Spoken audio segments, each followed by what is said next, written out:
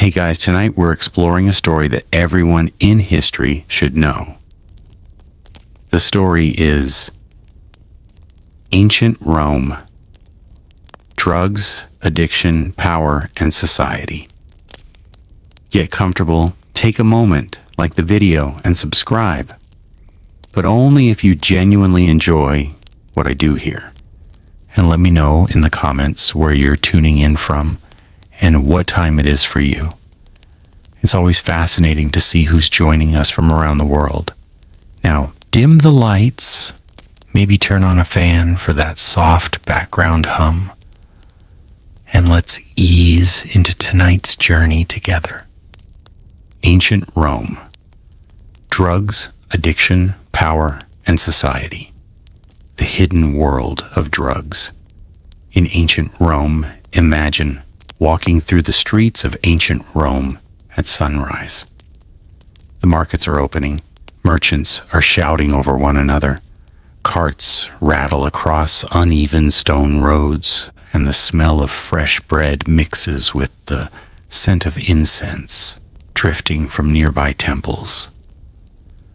Soldiers march toward the city gates while wealthy senators are carried through the streets in elegant litters. At first glance, Rome appears disciplined, powerful, and organized. The greatest civilization the Mediterranean had ever seen. Yet beneath this image of order existed another world, one that most history books barely mention. It was a world filled with intoxicating drinks, powerful medicines, mysterious herbs, dangerous poisons, and substances that could heal, calm, excite, or destroy. For many Romans, drugs were not hidden in dark alleys or forbidden marketplaces. They were part of ordinary life. To modern ears, the word drug often brings to mind illegal substances and criminal networks. But in ancient Rome, the line between medicine and poison was incredibly thin. The same plant that relieved unbearable pain could also end a person's life. The same drink served at a family feast could become the beginning of lifelong addiction. The same potion offered by a respected physician might be trusted by one family and feared by another. This was a civilization that believed nature contained answers for nearly every illness. Physicians, herbalists, priests, midwives, and ordinary citizens all relied on plants gathered from forests, mountains, fields, and distant provinces. Traders brought exotic herbs from Egypt, Arabia, India, and beyond, making Rome one of the world's greatest centers of medicinal knowledge. Every new conquest expanded not only the empire's borders, but also its collection of intoxicating substances. As Roman armies marched across Europe, North Africa, and the Middle East, they did more than conquer land. They carried ideas, traditions, recipes, and medicines from one civilization to another. Greek medical knowledge merged with Egyptian herbal practices. Eastern spices reached Italian kitchens. Rare resins, oils, and narcotics traveled thousands of miles before ending up in Roman homes. The empire became connected by roads unlike anything the ancient world had ever seen. Along those roads moved soldiers, merchants, slaves, philosophers, physicians, and drugs. Many Romans never questioned this trade. To them, these substances were simply another part of everyday existence. Wine was perhaps the most obvious example. Almost everyone drank it. Children drank diluted wine. Workers drank it during meals. Soldiers received wine as part of their rations. Priests used wine in religious ceremonies. Emperors celebrated victories with enormous quantities of wine flowing through public festivals. Water supplies were often unsafe, especially in crowded urban neighborhoods. Mixing wine with water was considered healthier than drinking plain water alone. Because of this, drinking wine became almost universal throughout Roman society. But wine was far more than a beverage. It represented civilization itself. To many Romans, drinking wine separated cultured people from barbarians. Yet constant drinking also carried hidden consequences. Roman writers occasionally described individuals unable to control their desire for alcohol. Some aristocrats became famous for extravagant feasts lasting entire days. Others consumed wine from morning until night.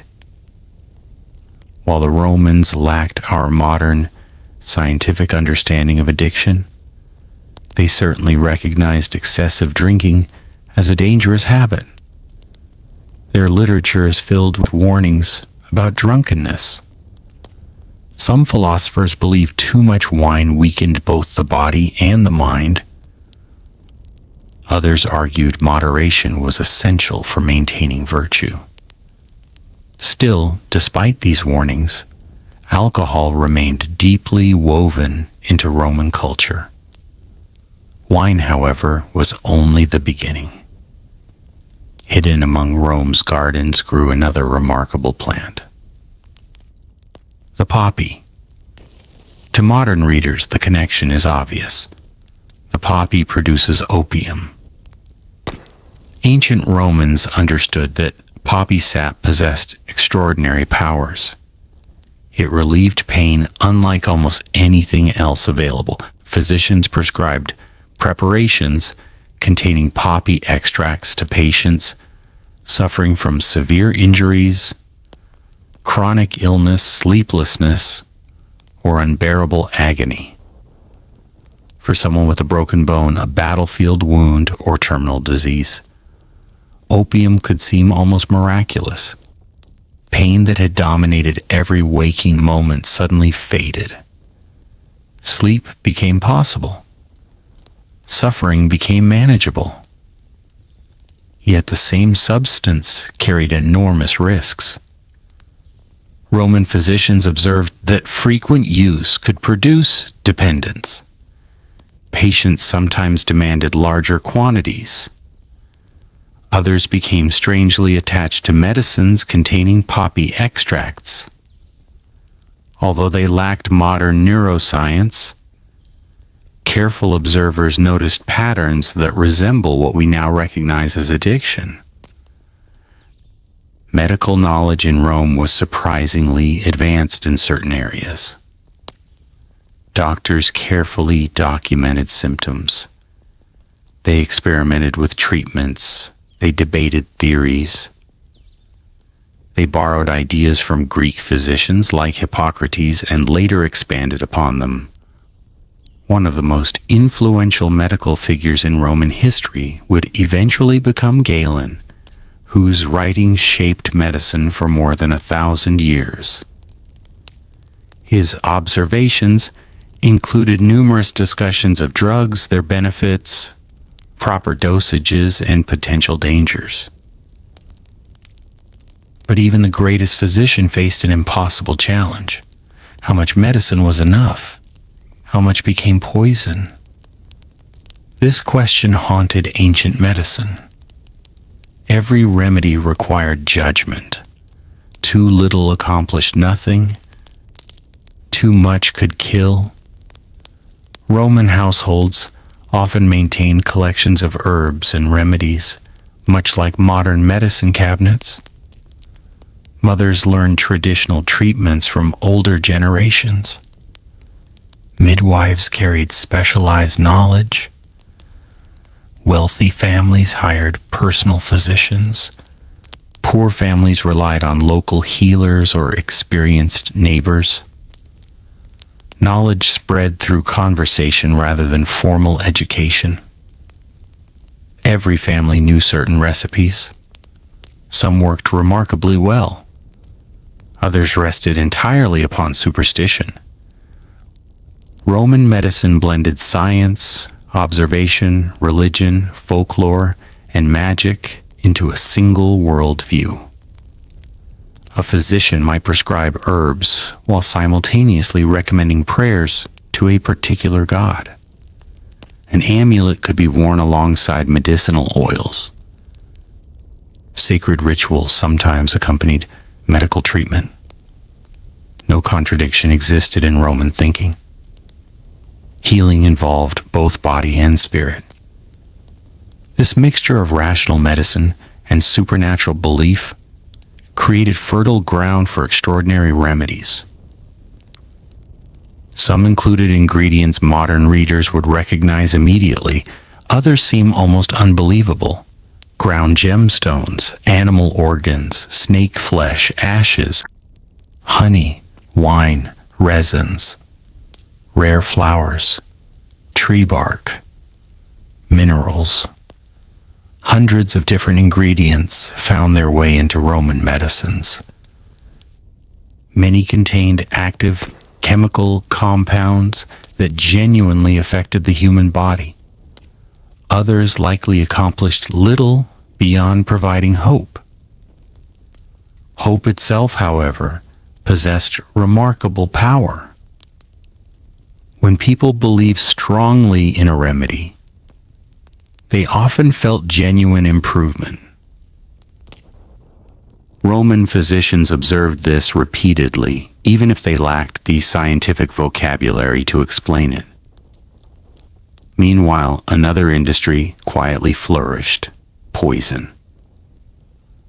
Throughout Roman history, poison occupied a terrifying place within politics.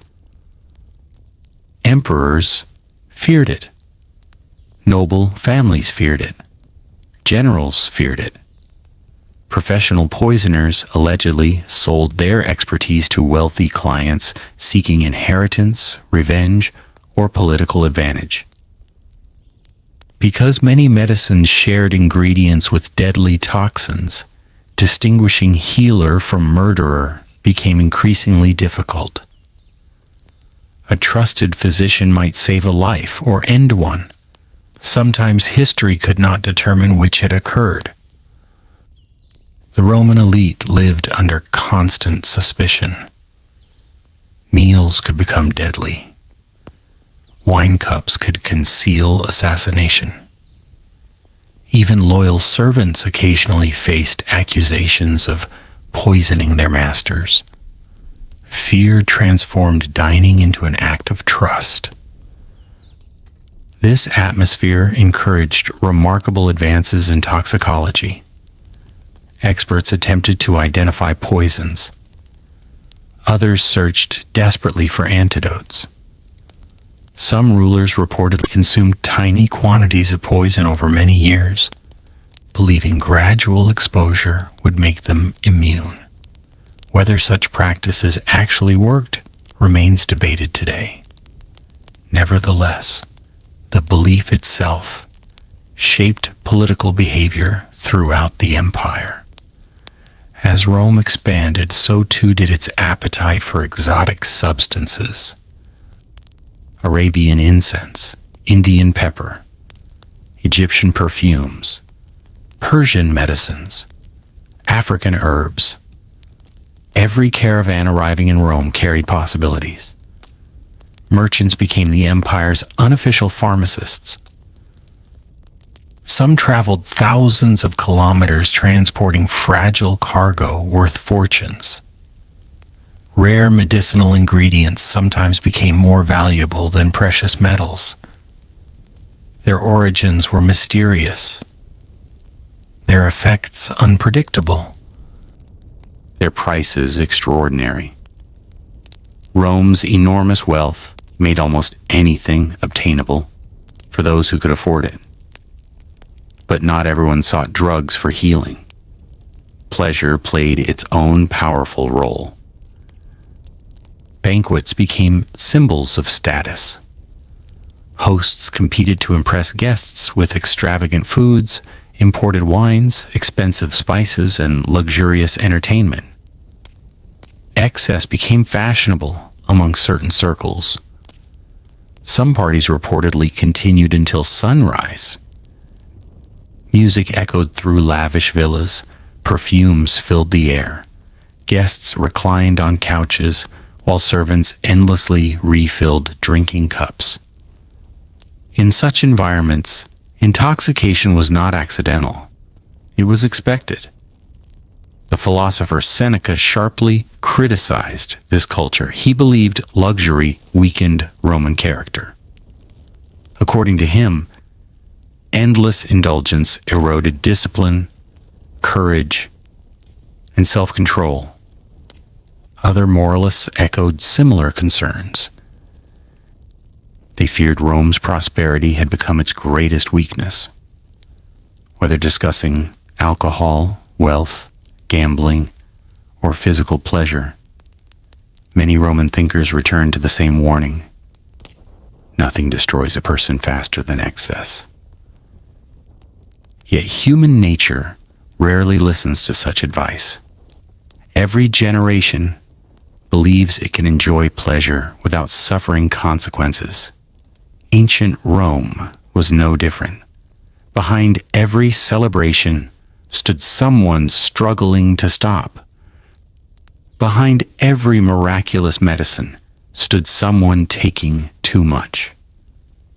Behind every wealthy merchant stood another selling dangerous promises. And behind every emperor stood advisors, physicians, priests, and rivals, all aware that knowledge of drugs could shape destiny itself. This hidden world touched every level of Roman society. Slaves used herbs to survive exhausting labor. Gladiators received medicines to recover from brutal injuries. Women relied upon traditional remedies during childbirth. Soldiers carried painkillers across battlefields. Merchants grew rich selling rare substances. Physicians built reputations through successful treatments. Priests incorporated intoxicating incense into sacred ceremonies. Politicians feared poison more than swords. No group remained untouched. To understand ancient Rome fully, one must look beyond its temples, armies, roads, and emperors. One must enter its kitchens, gardens, pharmacies, marketplaces, banquet halls, military camps, and bedrooms. Only then does another Rome emerge. A Rome driven not only by conquest and politics, but also by chemistry, desire, suffering, healing, dependency, and hope. This forgotten story reveals that addiction is not merely a modern problem. The search for relief from pain, the desire to escape anxiety, the temptation of pleasure, the misuse of medicine, the struggle between self-control and indulgence.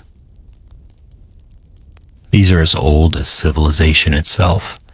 Ancient Rome may have vanished nearly 2,000 years ago, but the questions its people faced remain remarkably familiar today. Wine, opium, and the rhythm of everyday Roman life. To understand how drugs shaped ancient Rome, we must leave behind the grand marble temples and magnificent palaces for a moment. Instead, imagine entering the home of an ordinary Roman family just after sunrise. The father is preparing to leave for work. The mother is organizing the household while servants, if the family can afford them, begin their daily routines. Children eat a simple breakfast before lessons or chores. Outside, the streets gradually fill with merchants, laborers, craftsmen, and travelers. On the table sits a jug of wine. No one considers it unusual. No one hides it. No one whispers about it. Wine is simply another part of life. Modern people often imagine wine in ancient Rome as a luxury, enjoyed only by wealthy nobles. The reality was very different. Rich and poor alike consumed wine almost every day. The quality varied enormously. Wealthy senators imported expensive vintages from famous vineyards, while laborers often drank inexpensive wine diluted with water or flavored with herbs to improve its taste. The Romans rarely drank wine exactly as it came from the barrel. Mixing it with water was considered civilized behavior. Drinking undiluted wine was often associated with barbarians or people who lacked self-control. Yet even diluted wine remained alcohol. Morning meals frequently included it. Afternoon breaks included it. Evening banquets revolved around it. Religious ceremonies required it. Military celebrations depended upon it. Funerals honored the dead with it. Marriage feasts overflowed with it. Wine marked nearly every important moment in Roman life. Because it was everywhere, few people stopped to ask whether constant drinking might create long-term dependence. Some undoubtedly developed habits they could no longer control. Roman writers occasionally described individuals who seemed unable to function without drinking.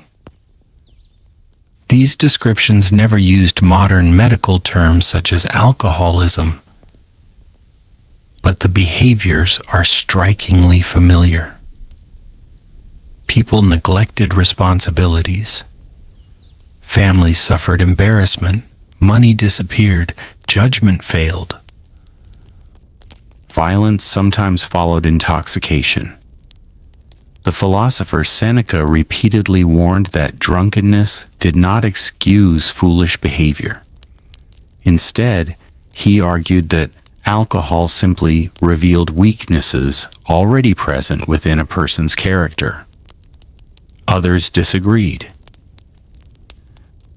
Some believed wine temporarily transformed people, releasing emotions normally kept hidden beneath discipline and social expectations. Both observations contain elements recognized even today. Alcohol lowers inhibition. It changes decision-making. It alters emotion. The Romans understood these effects through experience, even if they lacked scientific explanations. Wine itself varied tremendously. Some wines were sweet. Others were extremely dry. Certain varieties contained herbs intended to improve health. Others were mixed with honey, spices, flowers, or tree resin. Medicinal wines occupied an important place in Roman medicine. Doctors frequently dissolved herbs into wine because alcohol helped preserve ingredients and made bitter medicines easier to swallow. A patient suffering from stomach pain might receive herbal wine. Someone struggling with insomnia might receive poppy mixed into wine. Another recovering from surgery might receive wine containing pain-relieving plants. The medicine cabinet and the wine cellar often overlapped. This overlap created an important problem. Where did medicine end and pleasure begin? A patient might initially drink medicated wine only to relieve genuine pain. Weeks later, they might begin drinking for comfort. Months later, they might simply crave the feeling. Ancient physicians occasionally recognized this pattern, although they explained it differently from modern doctors. Relief itself could become attractive. Comfort could become habit. Habit could quietly become necessity. Among all medicinal plants available to Roman physicians, few inspired more respect than the opium poppy. Its beautiful flowers seemed harmless enough. Bright petals danced gently in the wind. Inside its seed capsule, however, lay one of nature's most powerful substances. Harvesting opium required careful timing. When the seed pod matured, shallow cuts were made across its surface. A white liquid slowly emerged. As it dried, it became a sticky brown substance. This was raw opium. Collected carefully, it could be stored, transported, and prepared into medicines.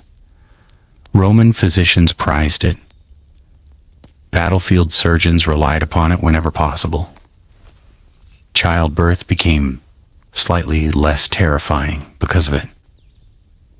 Patients with severe injuries finally found relief. Those suffering from incurable diseases often depended upon it during their final days.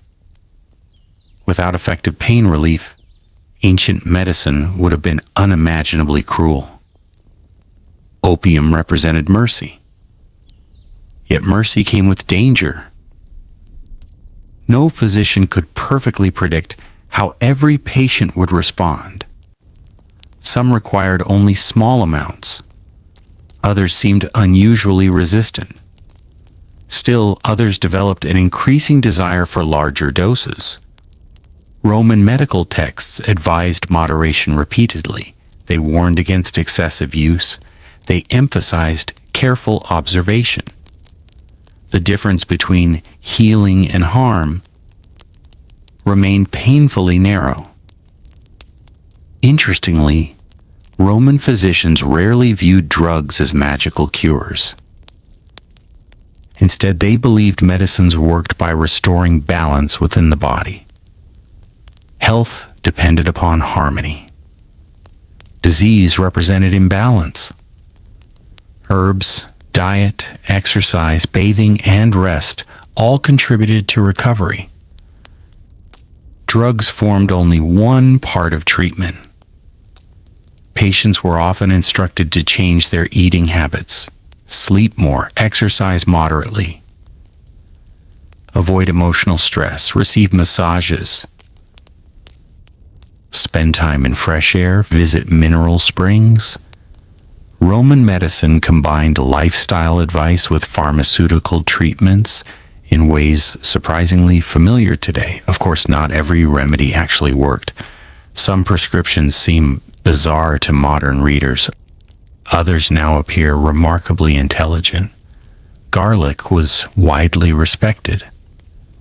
Honey served as an antibacterial dressing for wounds, although Romans did not understand bacteria. Willow bark relieved pain through compounds related to modern aspirin. Mint eased digestive problems. Fennel aided stomach discomfort. Many herbal treatments possessed genuine medicinal value. Generations of observation had gradually identified useful plants through trial and error. Not every discovery was fortunate. Mistakes proved deadly. Poisonous herbs occasionally resembled harmless ones. Incorrect preparation could transform medicine into toxin. Inexperienced healers sometimes caused fatal accidents. Knowledge mattered enormously. This made experienced physicians highly valuable members of Roman society. Yet physicians themselves occupied an unusual social position. Some became wealthy and famous. Others remained slaves serving elite households.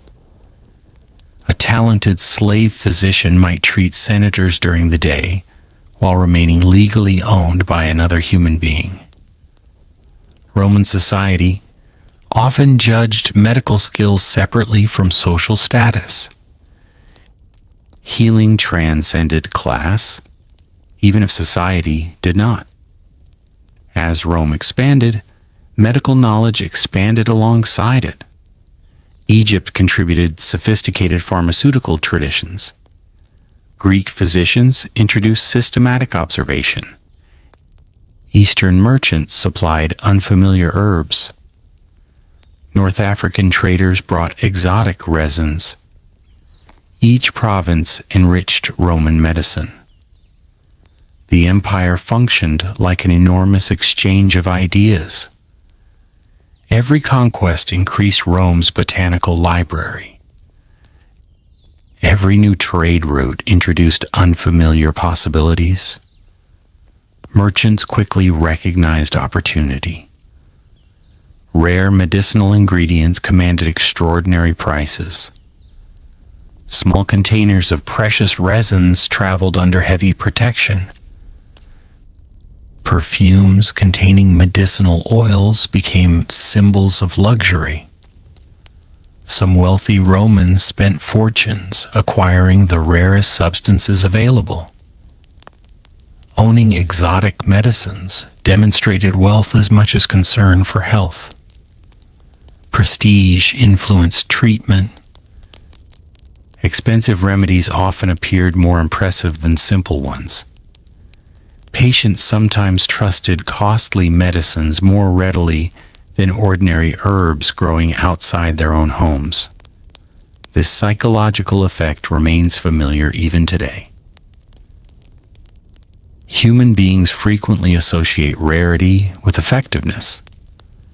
The Romans were no exception. Meanwhile, another substance quietly shaped Roman life in ways often overlooked. Incense burned in temples, burned during funerals, burned in wealthy homes, burned during religious festivals. Frankincense and myrrh drifted through Roman cities almost constantly. Their fragrant smoke transformed ordinary spaces into sacred environments. Although primarily religious, aromatic substances also influenced mood. Pleasant smells calmed anxiety. Certain plant vapors promoted relaxation. Others stimulated alertness. Romans may not have understood the chemistry involved, but they certainly appreciated the emotional power of scent. Some physicians deliberately incorporated aromatic plants into healing practices. The mind affected the body. Comfort encouraged recovery. Pleasure reduced suffering.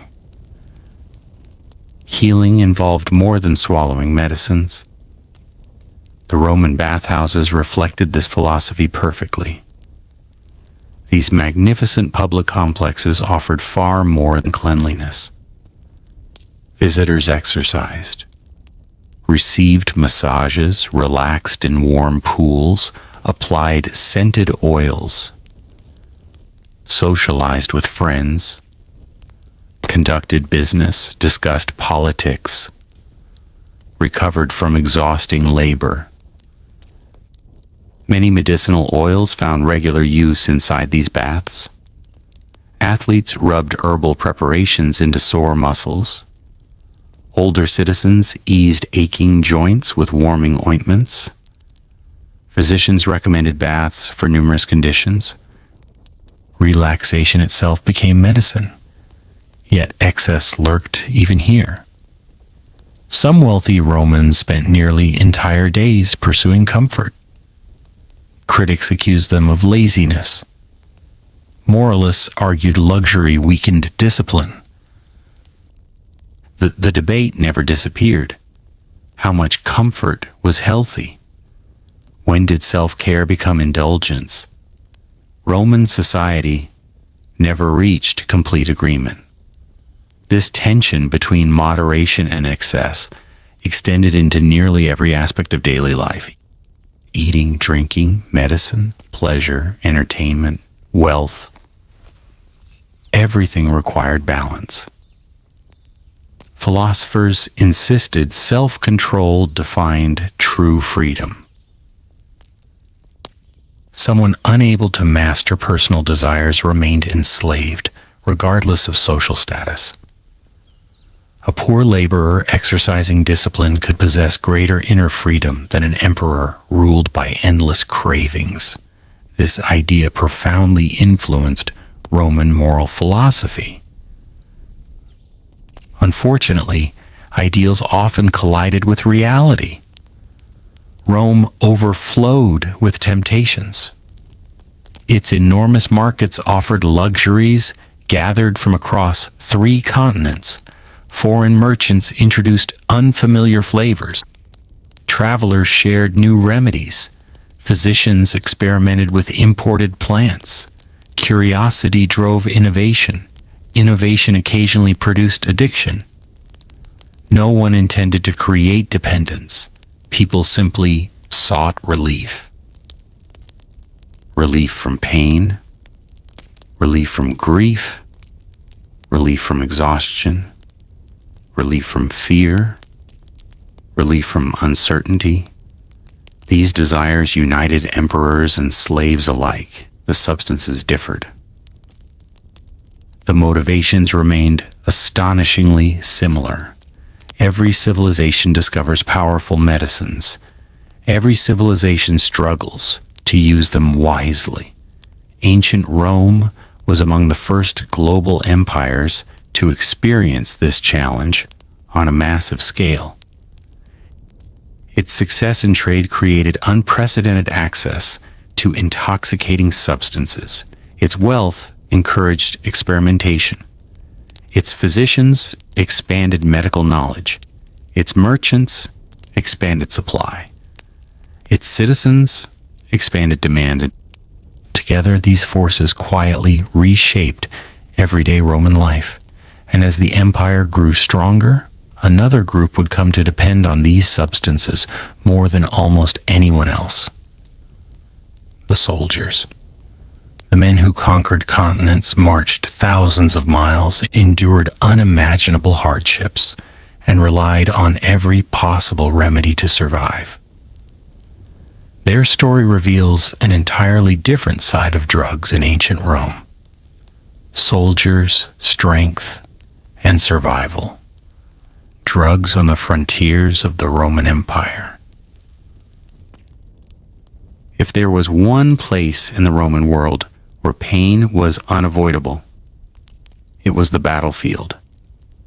The glory of Roman conquest is often remembered through magnificent triumphs, disciplined legions, and expanding borders stretching from the Atlantic Ocean to the deserts of the Middle East. Statues celebrate victorious generals. Histories praise brilliant military campaigns. Emperors proudly claimed that Rome had brought peace to the known world. But every victory carried a terrible price. Behind every conquered province stood thousands of wounded soldiers. Behind every triumphant parade marched men whose bodies carried scars that would never disappear. Broken bones, deep sword wounds, arrow injuries, burns, infections, exhaustion, trauma. For the ordinary Roman legionary, pain was not an occasional visitor. It was part of daily life. A Roman soldier could march more than 30 kilometers in a single day while carrying equipment weighing over 40 kilograms, armor pressed heavily against his shoulders. Shields rubbed raw spots into his arms. Sandals wore through after endless miles over stone roads, muddy forests, frozen mountain passes, and scorching deserts. Even before battle began, the body was already suffering. Muscles ached constantly, feet blistered, backs stiffened. Hands became rough and cracked. The Roman army survived not because its soldiers avoided hardship, but because they learned to endure it. Yet endurance alone was never enough. Relief was necessary. Military physicians traveled alongside the legions whenever possible. Known for their practical skill rather than philosophical debate, these doctors faced challenges unlike those of physicians working safely inside Roman cities. A battlefield allowed little time for careful diagnosis. Patients arrived covered in blood. Some screamed in agony. Others had already fallen unconscious. Every minute mattered. The physician had to decide immediately who could be saved, who required surgery, who needed pain relief, who was already beyond help. These decisions haunted military medicine. Roman surgeons possessed surprisingly sophisticated instruments. Archaeologists have discovered scalpels, forceps, bone drills, surgical hooks, needles, catheters, and other tools that closely resemble later medical equipment. Many were crafted with remarkable precision.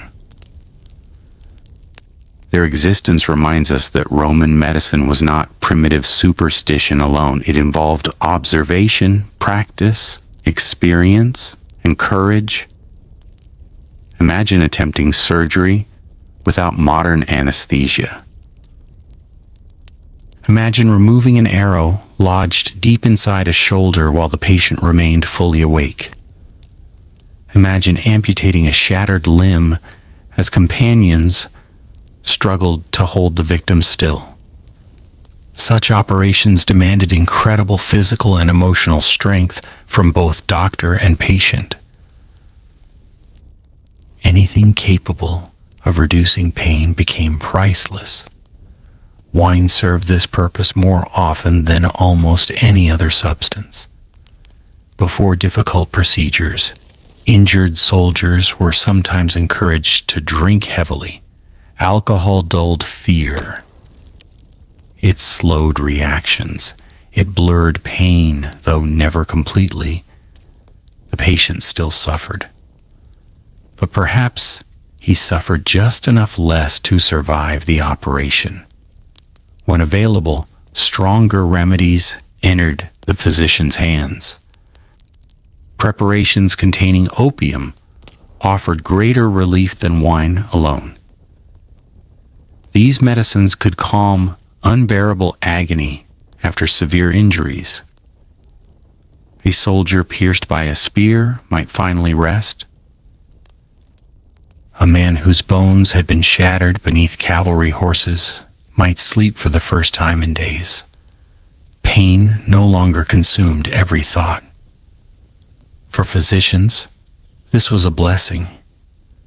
For patients, it could become something far more complicated. No one understood exactly why some men recovered quickly while others seemed increasingly dependent upon these medicines. A wounded soldier might continue requesting opium long after visible injuries healed. Perhaps genuine pain remained. Perhaps emotional suffering lingered. Perhaps both. The Romans had no word for post-traumatic stress disorder. They could not explain recurring nightmares, sudden fear, emotional numbness, or uncontrollable memories after battle. Yet ancient writers occasionally described veterans haunted by war long after campaigns ended. Some withdrew from society. Others became unusually violent.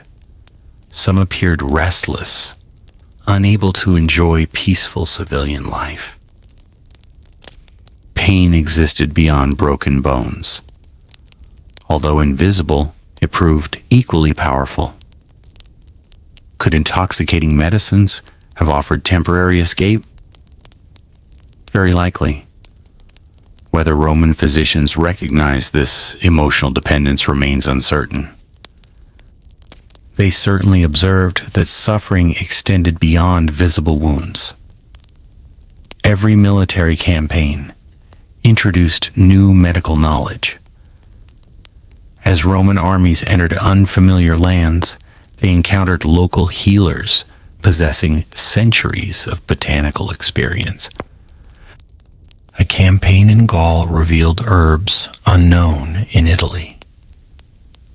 Expeditions into the eastern provinces introduced exotic plants from Persia and beyond.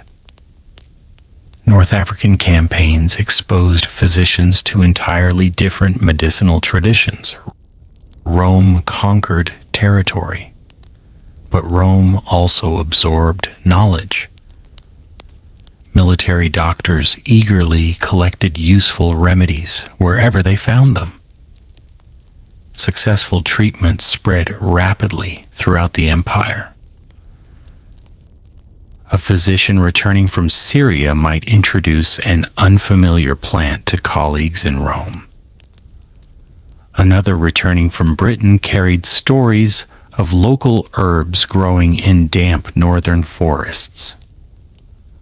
War became an unexpected engine of pharmaceutical innovation.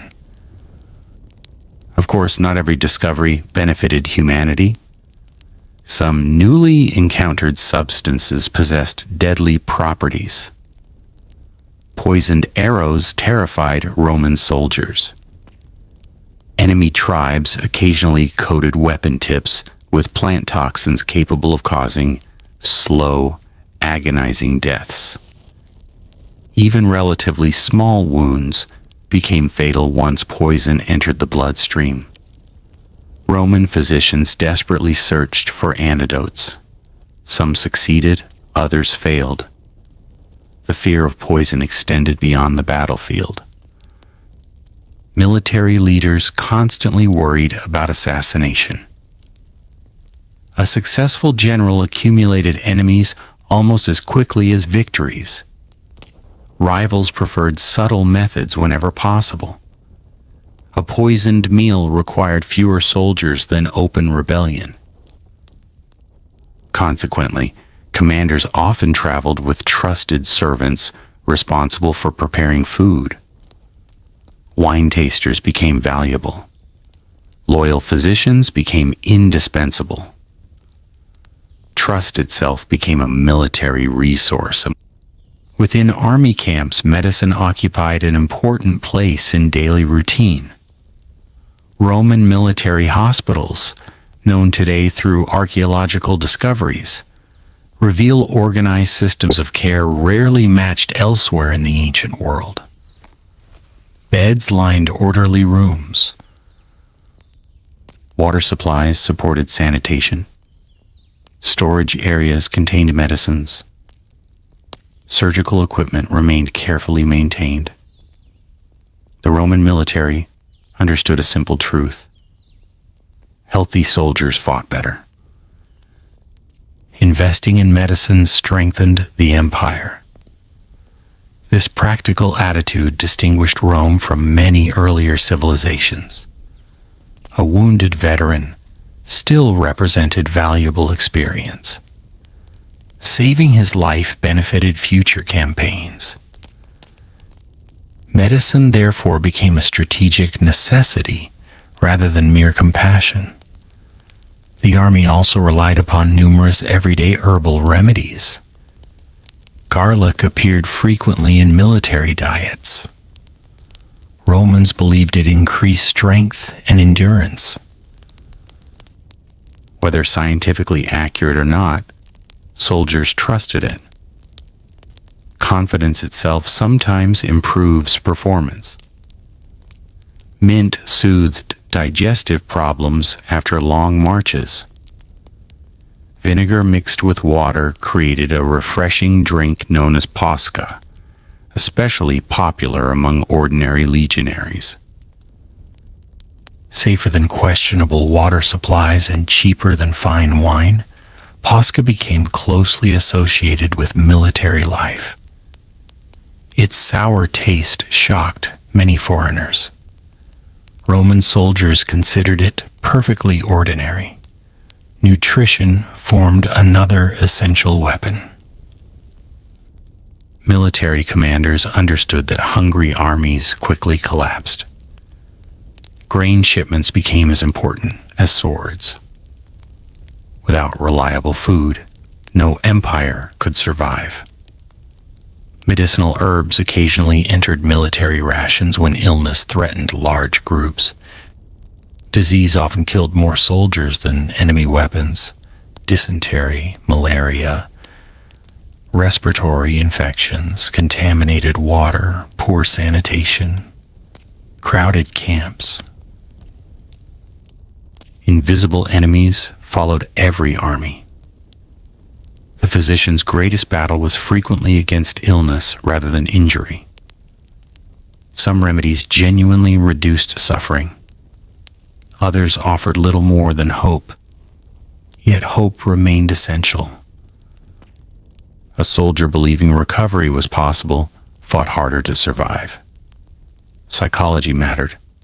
Morale mattered. Faith mattered. Roman commanders recognized this instinctively. Military religion reinforced emotional resilience. Before battle, sacrifices sought divine protection. Priests interpreted omens. Sacred rituals reassured anxious troops. Religious confidence strengthened courage. Medicines healed bodies. Belief strengthened minds.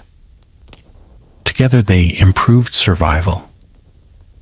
Not every soldier responded equally to hardship. Some embraced military life, others quietly broke beneath its weight. Ancient historians rarely focused upon ordinary legionaries. They celebrated generals instead, but scattered clues reveal countless personal struggles hidden beneath official triumphs. Men separated from families for decades. Friends buried beside distant rivers. Cold winters and unfamiliar lands. Summer heat beneath heavy armor. The constant possibility of violent death. These burdens accumulated year after year. Anything promising relief became attractive. A cup of wine, a medicinal herb, a physician's potion, a few peaceful hours without pain. The human desire never changes. Interestingly, Roman discipline often acted as protection against excess. Army regulations controlled daily schedules with remarkable precision. Training, construction, guard duty, weapons practice, marching, camp maintenance. Idle time remained limited. Busy soldiers possessed fewer opportunities for reckless indulgence than wealthy aristocrats enjoying endless banquets in Rome. Military structure imposed moderation, yet campaigns eventually ended. Veterans returned home. Some carried physical disabilities.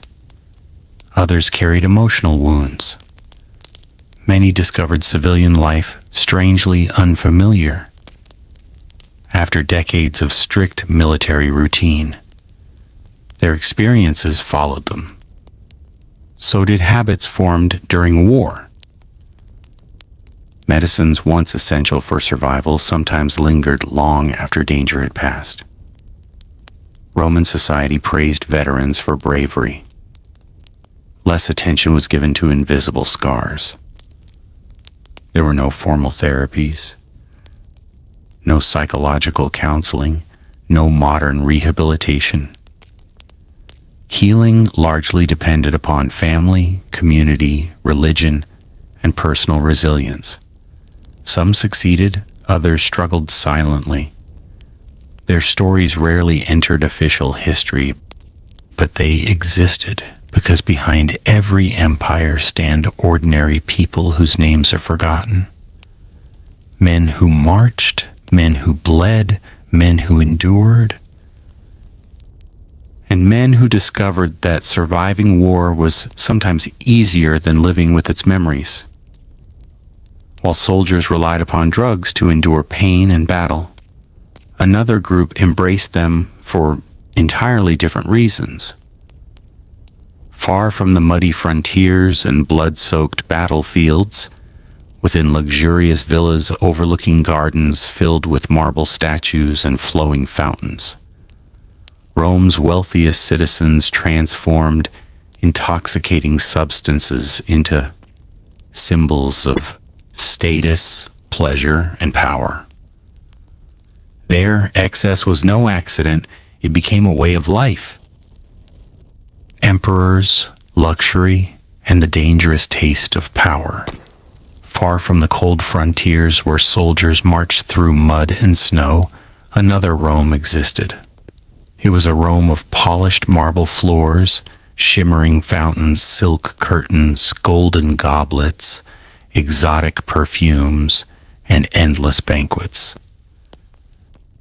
This was the world of emperors, senators, wealthy merchants, and aristocrats, the people who possessed enough wealth to obtain almost anything the known world could offer.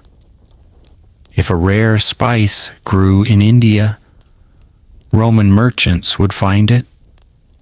If an unusual medicinal herb existed in Arabia, someone would bring it to Rome. If Egypt produced an exotic perfume, it soon appeared inside the villas of the elite. Power did not simply mean controlling armies. It meant controlling luxury. And among the greatest luxuries available were rare drugs, expensive medicines, and intoxicating substances gathered from every corner of the empire. For ordinary Romans, medicine was often a necessity. For the wealthy, it could also become a symbol of prestige. Owning rare ingredients demonstrated influence. Serving exotic wines impressed guests. Displaying unusual medicines suggested knowledge, sophistication, and enormous wealth. Every banquet became an opportunity to display abundance. Roman feasts have become legendary, and for good reason. A wealthy host might invite dozens of guests to recline on elegant couches surrounding beautifully decorated tables. Servants moved constantly through the room. Silver plates reflected the glow of oil lamps. Musicians filled the air with gentle melodies. Perfumed smoke drifted upward from expensive incense burners. The evening unfolded slowly. Course after course arrived. Fresh oysters, roasted birds, wild boar, fish from distant seas, imported fruits, honey cakes, rare spices. Everything was designed to astonish. But food alone did not define these celebrations. Wine flowed continuously. Slaves refilled cups almost before they became empty. Drinking games entertained guests. Poetry was recited. Political alliances formed. Business agreements emerged. Friendships strengthened. Enemies observed one another carefully. A Roman banquet was never merely dinner.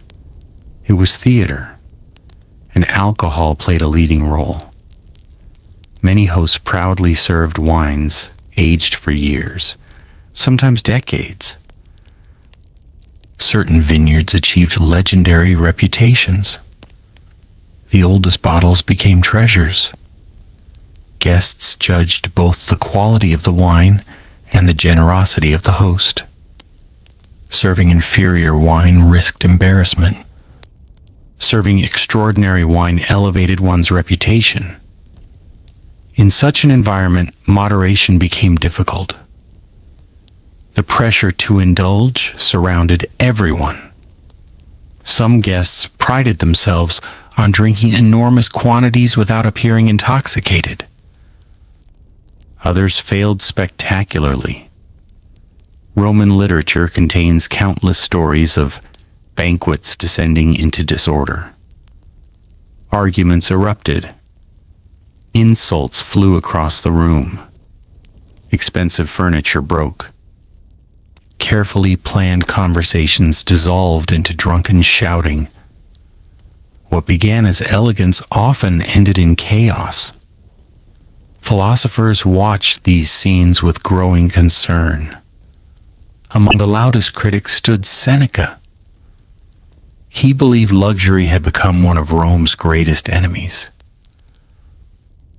According to him, a society addicted to comfort gradually lost the discipline that had once built its empire. True strength, he argued, came not from possessing everything, but from needing very little. His words challenged the entire culture of aristocratic excess. Many admired his philosophy. Far fewer followed it. Luxury remained irresistible. The wealthy constantly searched for new pleasures. Exotic perfumes scented their homes. Rare oils softened their skin. Unusual medicines promised longer life. Foreign herbs claimed miraculous healing powers. Every caravan arriving from distant provinces offered another temptation. Merchants understood human curiosity remarkably well. The rarer the product, the higher its price. The higher its price, the more desirable it became. Scarcity created prestige. Prestige encouraged demand. Demand generated enormous profits. This cycle drove one of the ancient world's most sophisticated luxury markets. Physicians serving elite families occupied privileged yet dangerous positions. They treated powerful individuals whose lives influenced the entire empire. Failure carried serious consequences. Success brought immense rewards. An emperor's personal physician enjoyed access unavailable to almost anyone else. He witnessed private conversations, observed hidden illnesses, prepared medicines, supervised diets, recommended treatments, possessed intimate knowledge of the ruler's health. Such responsibility demanded extraordinary trust. But trust within imperial politics rarely lasted forever. Whenever an emperor suddenly died, suspicion spread rapidly. Was the death natural? Had medicine failed? Or had medicine become murder? Poison haunted the Roman imagination.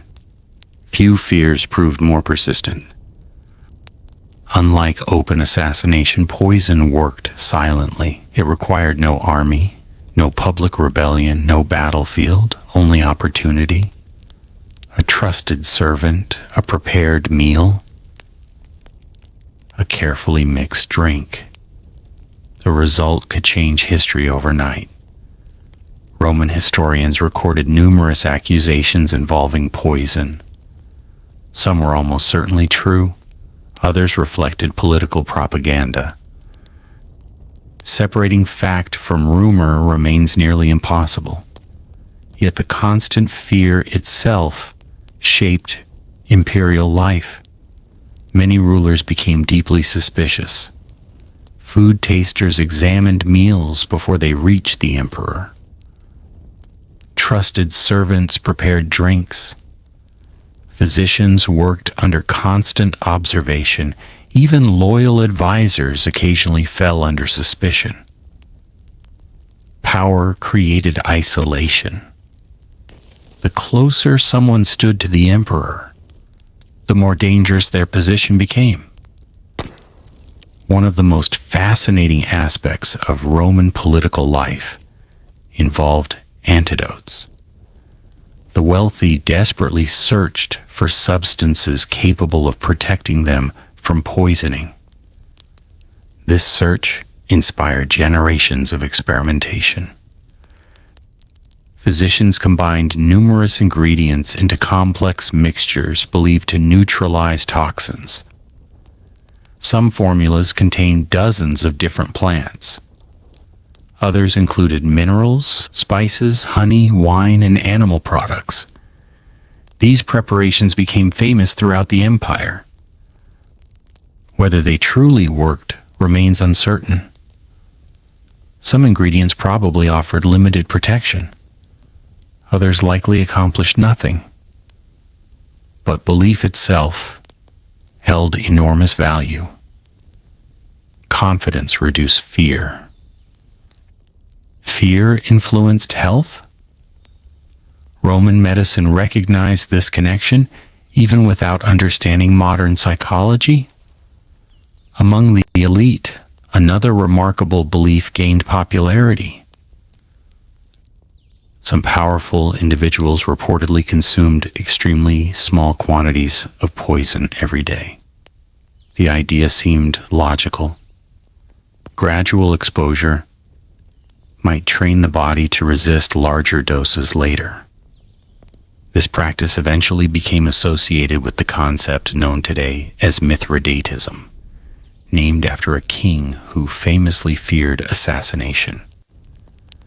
Whether complete immunity could actually develop remains doubtful. Modern science suggests only certain poisons allow limited tolerance. Nevertheless, many Romans believed the practice worthwhile. It illustrates how completely poison dominated political thinking. Even health itself became political. Every illness raised questions. Every recovery inspired speculation. Every physician carried enormous responsibility. Meanwhile, Rome's growing prosperity encouraged experimentation beyond medicine. Pleasure itself became a science. Perfume makers searched for increasingly exotic fragrances. Cooks invented extravagant recipes. Winemakers developed new techniques. Gardeners cultivated unusual plants imported from distant provinces. The wealthy competed endlessly to own what others lacked. As competition extended into pharmaceuticals, rare herbs became conversation pieces. Exotic medicines reflected status. Possessing knowledge of foreign remedies demonstrated sophistication. Intellectual curiosity mixed freely with social ambition. Not every luxury remained harmless. Some substances affected mood, others promoted relaxation, a few produced powerful intoxication. Roman society rarely divided these categories neatly. Medicine, pleasure, religion, daily life. The boundaries overlapped constantly. An herb easing anxiety today might appear tomorrow in an expensive banquet wine. A physician's remedy could become fashionable among aristocrats seeking comfort rather than healing. Gradually, necessity transformed into indulgence. No law prevented this. Only personal discipline. Roman philosophers repeatedly returned to the same warning. The greatest prison was desire itself. Someone forever chasing new pleasures could never achieve true freedom. Wealth merely expanded the number of temptations available. An emperor might command millions of subjects, yet remain unable to master his own appetites. Power over others meant little without power over oneself. This lesson echoed through Stoic philosophy. History, however, suggests many rulers struggled to follow it. Some emperors gained reputations for remarkable self-control. Others became infamous for extravagance. Stories surrounding rulers like Nero later portrayed courts overflowing with excess, luxury, and endless entertainment. Ancient historians may have exaggerated certain accounts, especially when writing about unpopular emperors. But even exaggeration reveals contemporary fears. Romans worried that unlimited power encouraged unlimited indulgence. Luxury threatened discipline. Pleasure threatened responsibility. Addiction threatened judgment. These concerns extended beyond alcohol and medicine. They reflected a broader anxiety about human nature. Could anyone possess absolute power without eventually becoming consumed by desire? Roman history offered conflicting answers. The empire's rulers constantly walked a dangerous line. Every decision affected millions. Every weakness attracted ambitious rivals. Every illness created uncertainty. In this world, physicians became more than healers. They became guardians of political stability. Merchants became suppliers of imperial health. Herbal knowledge acquired strategic importance. Even gardeners, cultivating medicinal plants, indirectly influenced history. A single successful treatment could preserve an emperor's life. A single mistake or alleged mistake could end it. Yet while the elite worried about poison, politics, and luxury, ordinary Romans continued facing far more immediate concerns. Disease, injury, childbirth, fever, infection, daily survival.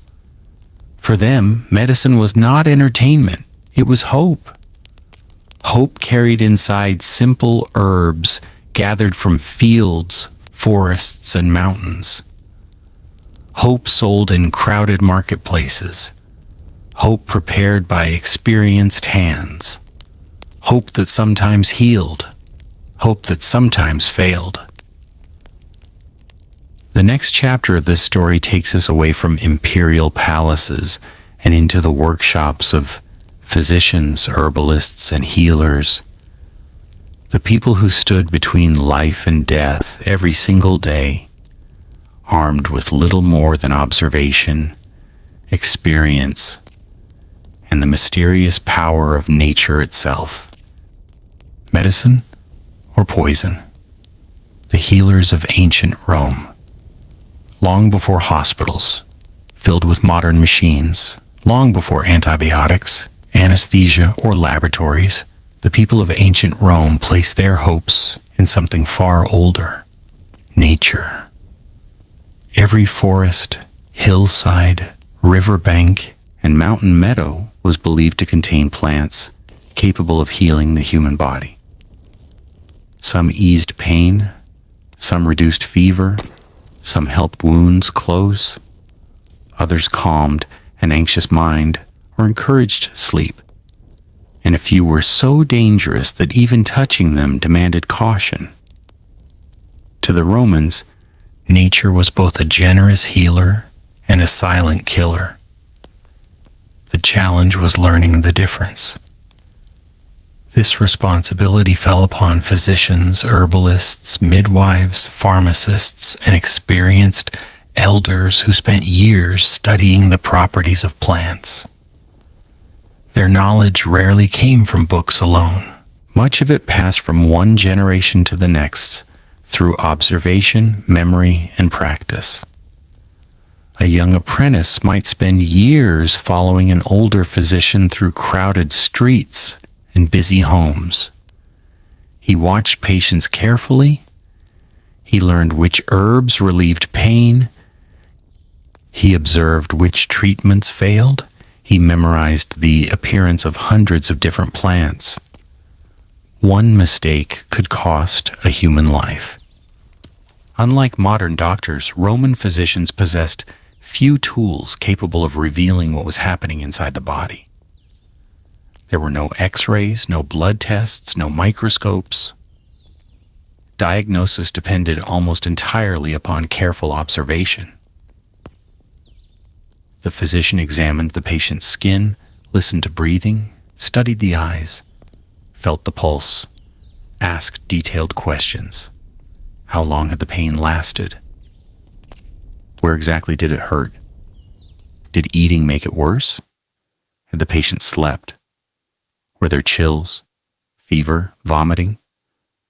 Even without modern technology, experienced physicians often recognize patterns remarkably well. Centuries of accumulated experience taught them that certain symptoms tended to appear together. Knowledge became their greatest instrument. The influence of Greek medicine remained enormous throughout Roman history. Roman physicians admired careful reasoning and systematic observation introduced by earlier Greek thinkers. Rather than blaming every illness entirely upon angry gods, many doctors searched for natural explanations. Disease followed patterns. Symptoms developed gradually. Recovery could be encouraged through proper treatment. This approach represented an important step towards scientific medicine, even though many misconceptions remained. One of the central ideas involved balance. Health meant harmony within the body. Illness represented imbalance. The physician's task was to restore that balance using food, exercise, rest, baths, surgery, or medicine. Drugs formed only one part of treatment. Patients often expected something more dramatic. A miraculous potion, a rare herb, an expensive imported medicine. Experienced physicians frequently disappointed them. Sometimes the best prescription involved simple changes: eat differently, sleep more, walk each day. Avoid heavy drinking. Reduce emotional stress. Such advice sounded ordinary, yet it often proved surprisingly effective. Not everyone appreciated simplicity. Many wealthy Romans believed expensive medicines must be superior. Merchants understood this perfectly. Markets overflowed with exotic ingredients imported from distant provinces. Frankincense from Arabia, cinnamon carried along ancient trade routes, rare resins from North Africa, perfumed oils from Egypt, colorful minerals collected from remote mountains. The farther a substance traveled, the more valuable it became. Its rarity inspired confidence. Patients frequently trusted unfamiliar medicines more readily than common local herbs. This tendency still exists today. People often assume the complicated treatments are better than simple ones. Human psychology changes very little. Roman physicians worked constantly to identify plants with genuine medicinal value. Some discoveries were extraordinary. Willow bark relieved pain because it contained compounds related to what modern science recognizes as salicylic acid, the ancestor of aspirin. Garlic showed antibacterial properties, although Romans knew nothing about bacteria. Honey protected wounds from infection far more effectively than many ancient alternatives. Mint soothed digestive discomfort. Fennel eased stomach problems. Chamomile promoted relaxation. Poppy reduced severe pain. These remedies succeeded because nature had quietly developed powerful chemical defenses over millions of years. The Romans simply learned how to use them. Of course, not every treatment proved beneficial. Some prescriptions appear strange today. Ground animal bones, burned shells, ashes, animal fat, crushed insects. Even powdered gemstones occasionally appeared in expensive remedies. Such ingredients reflected both observation and superstition. Without controlled scientific experiments, separating useful treatments from ineffective traditions proved extremely difficult. A remedy might appear successful simply because the patient recovered naturally. Another effective medicine might be blamed when the illness itself proved fatal. Human beings naturally search for patterns. Sometimes those patterns are real. Sometimes they are illusions. Roman medicine existed somewhere between the two. Perhaps no plant better illustrates this uncertainty than the opium poppy. Every physician respected its remarkable ability to reduce suffering. No other commonly available substance relieved severe pain so effectively. Patients with broken bones could finally rest. Victims of serious injuries could endure surgery. Those dying from incurable illnesses experienced precious moments of peace. Without opium, ancient medicine would have been unimaginably harsher. Yet physicians also recognized its danger. Too much caused deep sleep. Too much slowed breathing. Too much could end a life. Determining the proper amount demanded experience.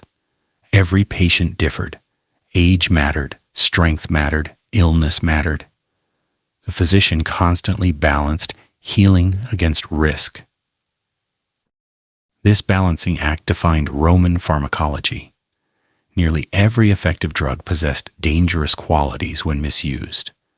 The dose determined everything. Even ordinary herbs required caution. Some plants, harmless in small quantities, became poisonous in larger amounts. Others interacted unpredictably with different illnesses. No physician succeeded every time. Failure remained inevitable. Medicine carried humility alongside hope. Roman surgery presented even greater challenges: battlefield injuries, broken limbs, abscesses, bladder stones, eye diseases. Physicians attempted operations that demanded astonishing courage. Without modern anesthesia, speed became essential. Assistants restrained struggling patients. Alcohol helped reduce fear. Opium eased agony whenever available. Sharp instruments minimized suffering by shortening procedures. Every successful operation represented remarkable skill. Infection remained the greatest enemy.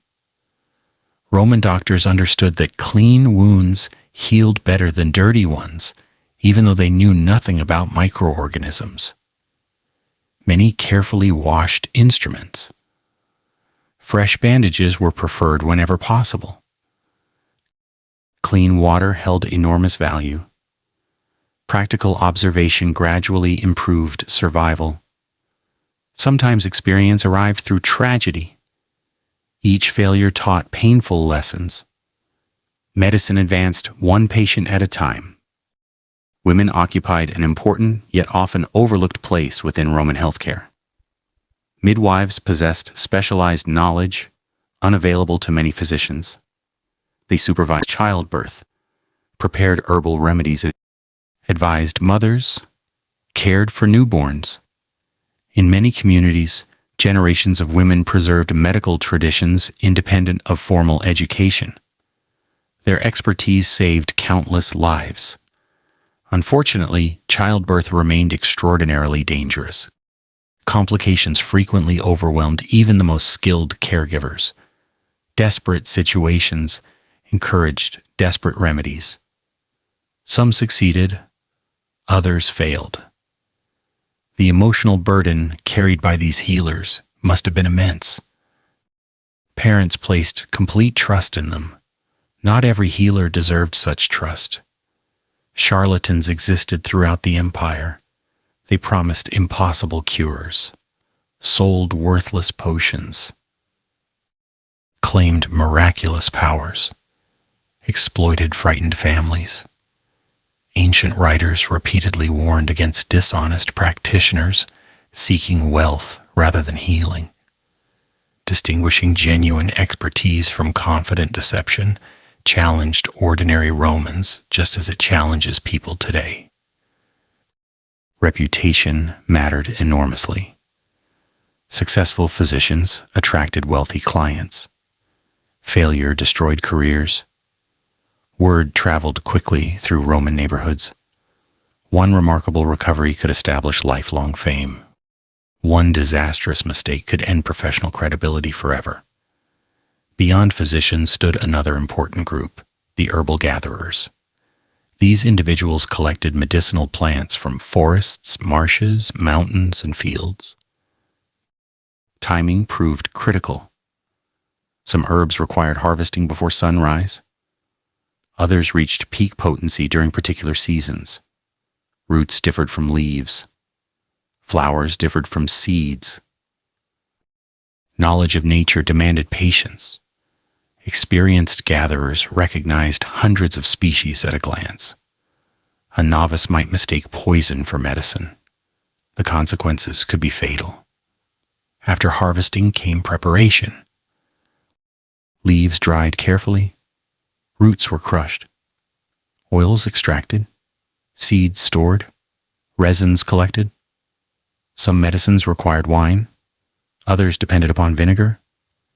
Honey preserved certain mixtures. Clay containers protected fragile ingredients from moisture. Roman pharmacies resembled workshops where chemistry slowly emerged from tradition. Although ancient practitioners lacked scientific terminology, they understood practical techniques through experience. Every successful recipe represented generations of experimentation. Many failed experiments disappeared into history. Only the useful, or apparently useful, survived. Yet despite all this knowledge, every physician eventually encountered limits. Some diseases refused treatment. Some injuries proved overwhelming. Some epidemics spread faster than any remedy. In those moments, medicine often gave way to faith. Families prayed. Priests offered sacrifices. Temples welcomed the desperate. Healing belonged not only to physicians but also to the gods. Romans saw no contradiction in seeking both. A doctor could prescribe herbs. A priest could offer blessings. A patient accepted both with gratitude. Hope itself became part of the treatment. And perhaps hope was the most powerful medicine of all. But as Rome's cities continued to grow larger and wealthier, another force quietly expanded alongside medicine, entertainment, pleasure, nightlife, lavish celebrations that stretched from sunset until dawn. Within these glittering worlds of music, perfume, wine, and desire, intoxicating substances found entirely new purposes. No longer used merely to heal the sick, they became instruments of pleasure, escape, temptation, and excess. There, addiction would take on a very different face. Pleasure, desire, and escape, Rome's nightlife and the culture of intoxication. As daylight faded over the city of Rome, the empire began to transform. The crowded marketplaces slowly emptied. Government officials returned to their elegant homes. Merchants closed their shops. The sounds of blacksmiths and craftsmen gradually disappeared beneath the growing noise of laughter, music, conversation, and celebration. For many Romans, the day was ending. For others, it was only beginning. When people imagine ancient Rome, they often picture soldiers, emperors, senators, and magnificent temples. But after sunset, another world emerged. It was a world illuminated by thousands of flickering oil lamps. A world where expensive perfumes drifted through the air, where musicians entertained wealthy audiences, where dancers performed until dawn, where gamblers risked fortunes, where wine flowed without interruption, and where the pursuit of pleasure often became more important than the pursuit of wisdom. Rome was one of the largest cities on earth. At its height, more than 1 million people may have lived within and around the capital. Such an enormous population created opportunities unlike anything earlier civilizations had experienced. Every evening, countless taverns welcomed travelers and laborers. Private villas hosted luxurious banquets.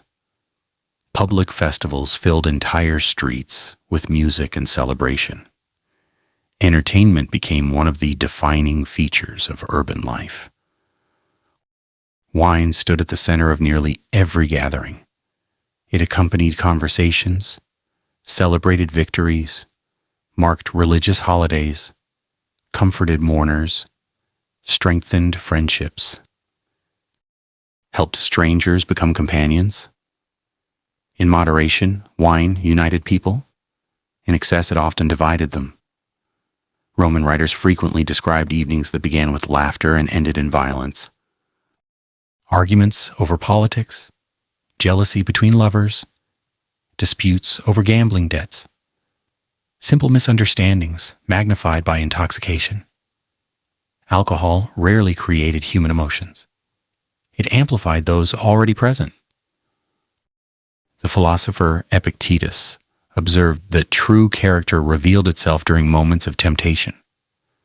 Many Romans discovered uncomfortable truths about themselves after drinking too much. Yet few questioned wine itself.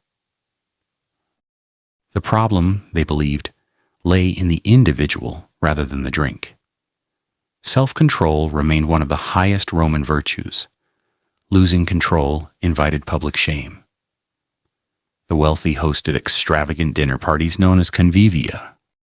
These events combined food, philosophy, politics, entertainment, and drinking into elaborate social rituals.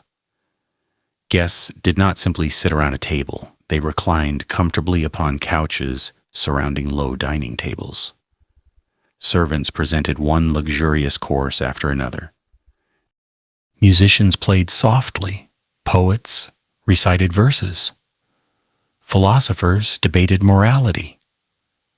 Politicians quietly negotiated alliances. Every detail reflected the host's wealth and influence. Success depended upon creating an unforgettable experience. Some hosts became obsessed with surpassing one another. Rare wines, exotic spices, unusual animals served as food. Imported perfumes, magnificent decorations, nothing seemed excessive enough. Competition fueled extravagance. Extravagance encouraged indulgence. Indulgence gradually normalized excess.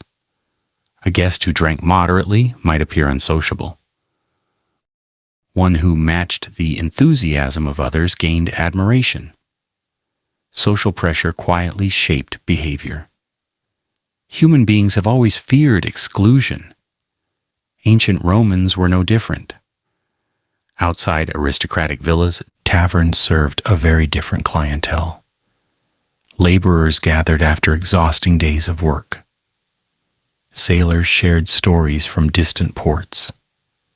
Merchants discussed business opportunities. Travelers exchanged news from across the empire. Cheap wine replaced expensive vintages.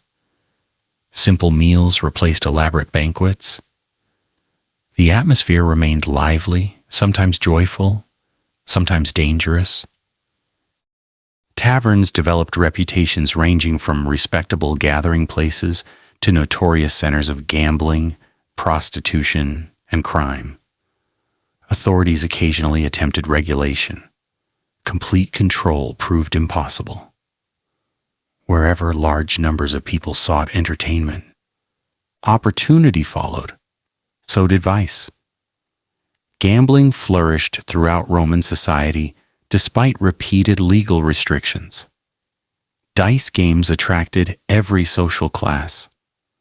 Some players wagered modest sums. Others lost fortunes in a single evening. The excitement itself became intoxicating. Victory produced exhilaration. Defeat encouraged desperate attempts to recover losses. Many philosophers recognized familiar patterns. Pleasure encouraged repetition. Repetition encouraged habit. Habit threatened freedom. Whether discussing alcohol, gambling, or luxury, they identified the same underlying danger. Desire could quietly become slavery. Roman moralists often describe self-control as the greatest victory any person could achieve. Conquering foreign nations impressed the world. Conquering one's own impulses impressed the wise. Unfortunately, inner victories rarely received public celebrations. Another powerful attraction filled Rome's nightlife: music. Professional musicians entertained guests using flutes, lyres, drums, and other instruments. Rhythms echoed through banquet halls. Songs accompanied drinking. Dance encouraged emotional release. Entertainment offered temporary escape from ordinary responsibilities. The wealthy escaped political pressures. Laborers forgot physical exhaustion. Soldiers on leave relaxed after months of hardship. Music, conversation, and alcohol blended into unforgettable evenings. Many people simply sought happiness. There was nothing inherently immoral about celebration. Roman festivals often strengthened community bonds. Families reunited. Neighbors shared meals. Religious ceremonies concluded with public feasts. Pleasure itself was not the enemy. Excess remained the concern. Some Romans pursued stronger experiences. Physicians occasionally prescribed herbal preparations that produced calm or sleep. Outside strictly medical settings, certain individuals experimented with these substances for comfort or recreation. Reliable historical evidence remains limited, and ancient sources sometimes exaggerated sensational stories. Nevertheless, enough references survive to suggest that intoxicating herbs occasionally appeared beyond medical practice. Exactly how widespread this behavior became remains impossible to measure. History rarely preserves the habits of ordinary people. It remembers only unusual events. Luxury attracted attention. Scandal filled historical records. Quiet moderation disappeared from them. Perfume occupied another fascinating place within Roman nightlife. Modern readers often think of perfume as simple fragrance. Romans viewed it differently. Perfumed oils softened skin after bathing. Scented rooms created relaxing environments. Certain aromatic substances accompanied religious ceremonies. Others enhanced romantic encounters. Fragrance influenced emotion. Although perfume did not intoxicate like alcohol, pleasant aromas affected mood remarkably well. Roman physicians occasionally recommended scented environments for patients suffering emotional distress. Comfort encouraged healing. Beauty eased anxiety. The senses mattered. Public bathhouses also remained active well into the evening. These magnificent complexes served as social centers rather than merely places to wash. Visitors exercised, swam, received massages, applied fragrant oils, conducted business, discussed politics, relaxed after demanding work. Bathing represented both hygiene and recreation. Medicinal oils frequently accompanied massage. Herbal preparations soothed sore muscles. Warm water relieved aching joints. The Roman understanding of wellness embraced body and mind together. Yet luxury constantly threatened moderation. Some aristocrats devoted astonishing amounts of time to personal comfort. Hours disappeared inside baths. Entire afternoons vanished preparing for evening banquets. Critics argued such lifestyles weakened Roman discipline. The empire had been built by hard-working farmers and determined soldiers, they claimed. Now it risked being inherited by pleasure-seeking elites. Whether this criticism reflected reality or nostalgia remains debated. Every generation imagines earlier times as morally stronger than the present. The Romans themselves frequently believed they lived during an age of declining virtue. Entertainment reached its greatest scale inside Rome's famous arenas. Although gladiatorial games focused primarily upon combat, spectators also encountered food vendors, wine sellers, entertainers, and enormous crowds seeking excitement. Public festivals blurred distinctions between civic celebration and mass entertainment.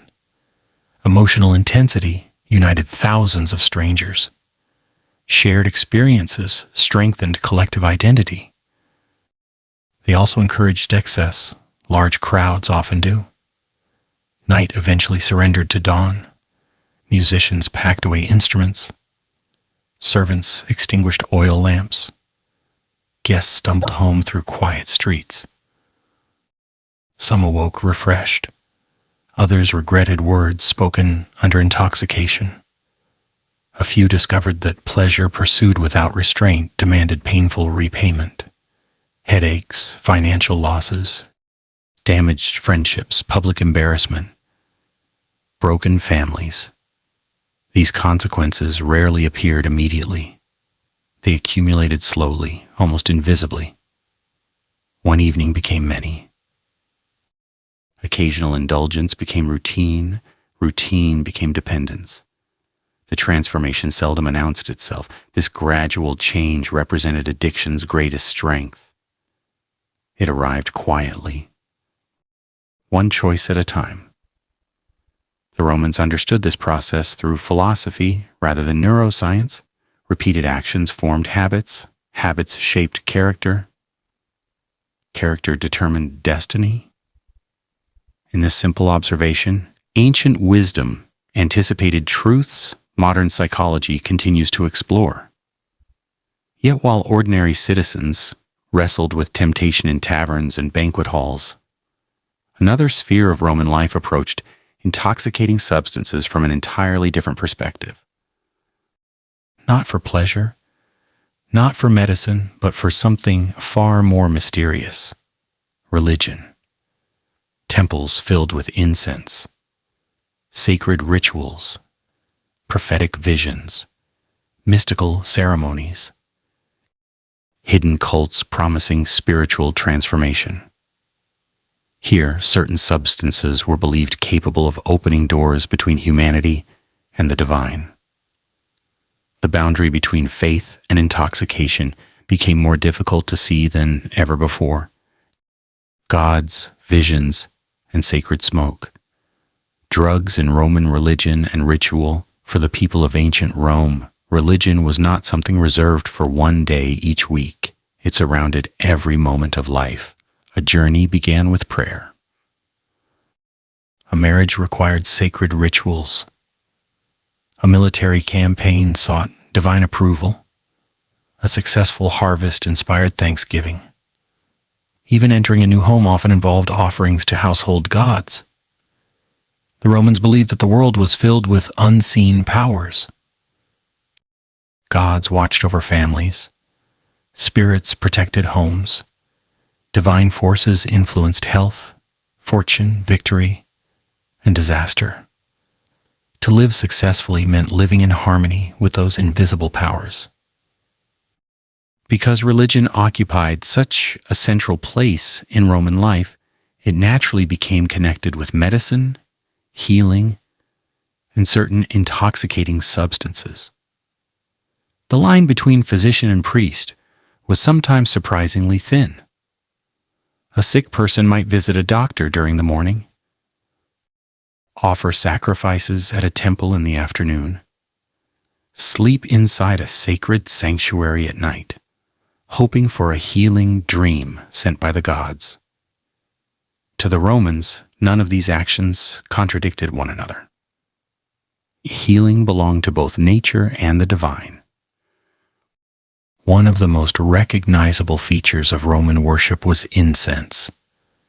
The moment someone approached a temple, the fragrance often reached them before the building itself came into view. Frankincense, myrrh, cedar, juniper, pine resin. Countless aromatic substances burned slowly upon sacred altars. Their smoke drifted upward towards the heavens. Romans believed the rising fragrance pleased the gods. It transformed ordinary air into something sacred. Modern science tells us that smell has a powerful connection to memory and emotion. The Romans did not understand the biology behind this effect, but they understood the experience. Sacred fragrances calmed anxious minds. They encouraged reflection. They created an atmosphere different from everyday life. Stepping into a temple meant entering another world. The smoke, the silence, the music, and the flickering light of oil lamps all worked together to shape the worshipper's state of mind. Some aromatic plants also possessed mild, relaxing properties. While incense itself was not used in the same way as recreational drugs, certain plant vapors could influence mood, reduce tension, and deepen emotional experiences. Roman priests understood that the environment affected the human spirit. Every detail of a ritual mattered. The words, the music, the clothing, the scent, the timing. Religion appealed to every human sense. Among the most fascinating aspects of Roman spirituality were the mystery religions. Unlike traditional public worship, these cults often restricted their ceremonies to initiated members. Their rituals remained secret. Outsiders rarely knew exactly what happened behind closed doors. This secrecy created endless curiosity. One famous example involved the mysteries dedicated to the god Dionysus, known to the Greeks and later associated with the Roman god Bacchus. Bacchus represented far more than wine. He symbolized ecstasy, transformation, liberation, the breaking of ordinary boundaries. Festivals honoring him sometimes included music, dancing, drinking, and intense emotional experiences. Ancient historians occasionally describe these gatherings as wild and uncontrolled. Some accounts claim participants entered states of overwhelming excitement.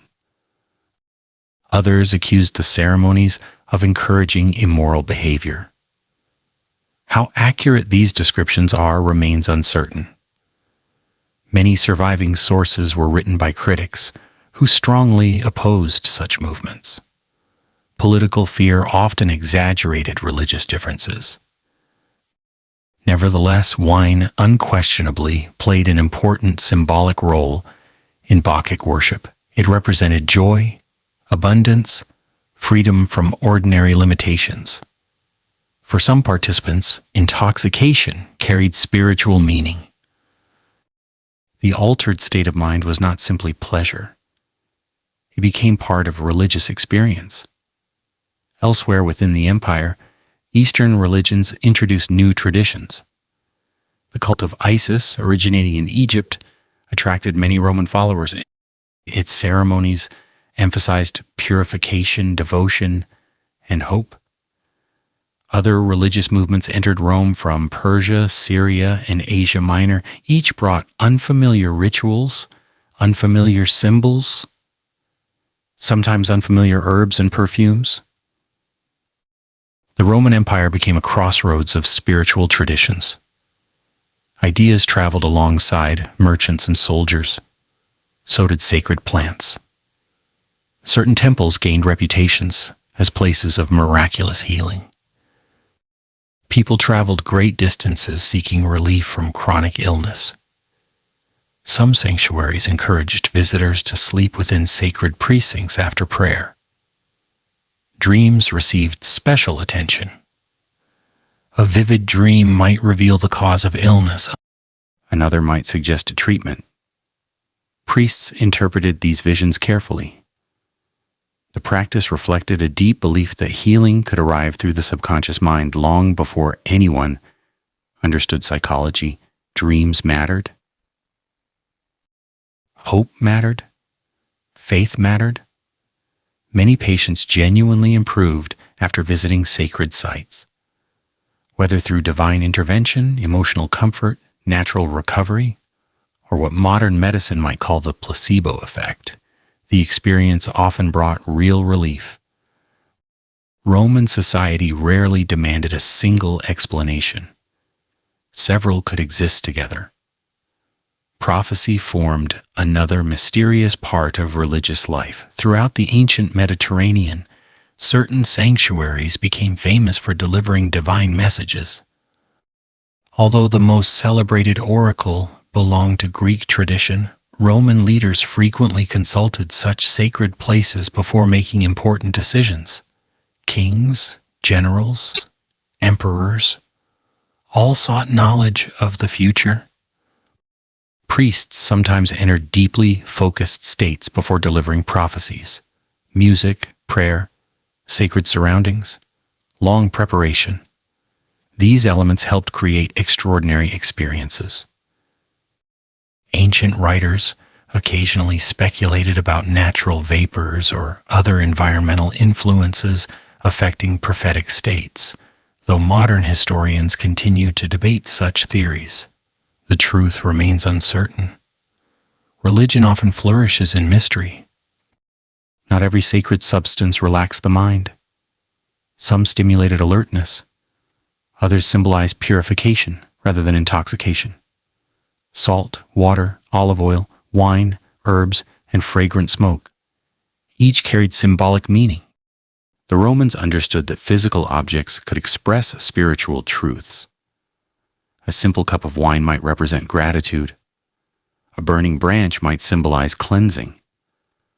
An aromatic resin might honor the gods, meaning transformed ordinary materials into sacred instruments. The same substance could therefore appear in completely different settings. Wine celebrated family meals. Wine treated illness.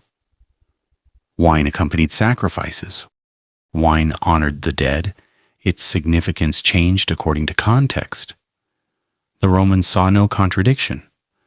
Purpose determined meaning. Religion also influenced attitudes towards self-control. Many philosophical schools taught that wisdom required mastering personal desires. The Stoics argued that freedom came through discipline rather than indulgence. Excessive intoxication clouded judgment. Clouded judgment weakened virtue. A person unable to govern personal impulses could hardly govern a household, much less an empire. These teachings shaped Roman moral thought for centuries. Yet human beings often struggle to follow ideals. Religious festivals occasionally became opportunities for extraordinary celebration. Crowds filled streets. Music echoed through neighborhoods. Food and wine flowed freely. Joy sometimes crossed into excess. Authorities attempted to preserve order without destroying public enthusiasm. Balancing freedom and discipline challenged Roman leaders just as it challenges governments today. Another important aspect of sacred healing involved sacred springs and mineral waters. Throughout the empire, certain natural springs attracted pilgrims seeking cures. People believed the waters possessed divine power. Some springs contained minerals that genuinely benefited certain skin conditions or joint pain. Others offered mainly psychological comfort. Either way, countless Romans returned home convinced they had experienced healing. Nature and religion blended seamlessly. The earth itself became medicine. The forests, the rivers, the mountains. Every landscape contained signs of divine generosity. Priests often worked alongside physicians rather than against them. A doctor might prescribe herbs. A priest might encourage prayer. A family embraced both. Ancient Roman society rarely forced a choice between science and faith. Each addressed different aspects of suffering. The body required treatment. The spirit required hope. Together they strengthened resilience. Perhaps this explains why Roman medicine survived for centuries. It cared not only for physical illness but also for emotional fear. A frightened patient rarely healed well. Comfort itself possessed healing power. Temples provided comfort. Rituals provided comfort. Faith offered courage where certainty could not. Yet beyond the temples and sacred ceremonies, another force was quietly transforming the empire. trade, the vast commercial network that connected Britain to Egypt, Spain to Syria, and North Africa to the distant east. Along those roads and sea routes traveled spices, perfumes, medicines, rare herbs, and fortunes. Some merchants became wealthy supplying substances that healed. Others profited from substances that intoxicated. In Rome, commerce and chemistry became inseparable. The next chapter follows those merchants across deserts, seas, and mountains to discover how the drug trade itself became one of the hidden engines of the Roman Empire. The empire's hidden trade: drugs, merchants, and the business of addiction. Every morning, long before the markets of Rome filled with customers, ships were already approaching the city's harbors. Their sails carried the colors of distant lands. Some had crossed the Mediterranean from Egypt. Others had sailed from North Africa. Still others had traveled through dangerous seas from the eastern provinces. Each vessel carried more than cargo. It carried stories, ideas, languages, religions. And among its most valuable goods were herbs, spices, perfumes, medicines, and rare natural substances that many Romans believed could heal almost any illness. The Roman Empire was not simply a military power. It was one of the greatest trading networks the ancient world had ever known. Thousands of kilometers of roads connected cities across Europe, Asia, and Africa. Merchant ships crossed the Mediterranean almost constantly. Caravans moved through deserts, carrying goods that had passed through countless hands before finally reaching Roman markets. Because of this enormous network, a citizen living in Rome could purchase products that originated thousands of kilometers away. A physician might prescribe an herb grown in the mountains of Asia Minor. A wealthy senator could perfume his home with incense harvested in southern Arabia. A noblewoman might apply cosmetics containing ingredients from Egypt. The empire brought the world together. Trade created possibilities that earlier civilizations could scarcely imagine. But where opportunity exists, profit soon follows. Roman merchants quickly realized that medicines and exotic plants could become extremely valuable. People would pay extraordinary prices for anything that promised better health. They would pay even more for substances believed to preserve youth, increase strength, improve fertility, or extend life itself. Hope became one of the most profitable commodities in the empire. Every merchant understood this. Some traders built honest reputations. They carefully transported medicinal herbs, protected delicate resins from moisture, stored oils in sealed containers, worked closely with respected physicians. Their success depended upon quality. A spoiled shipment could destroy years of trust. Other merchants cared far less about honesty. Ancient writers occasionally complained about dishonest sellers who diluted expensive oils with cheaper ingredients.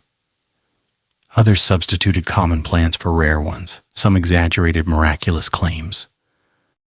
A simple herb suddenly became a cure for every illness. An ordinary perfume supposedly restored youth. A mysterious powder promised impossible results. Human nature had not changed.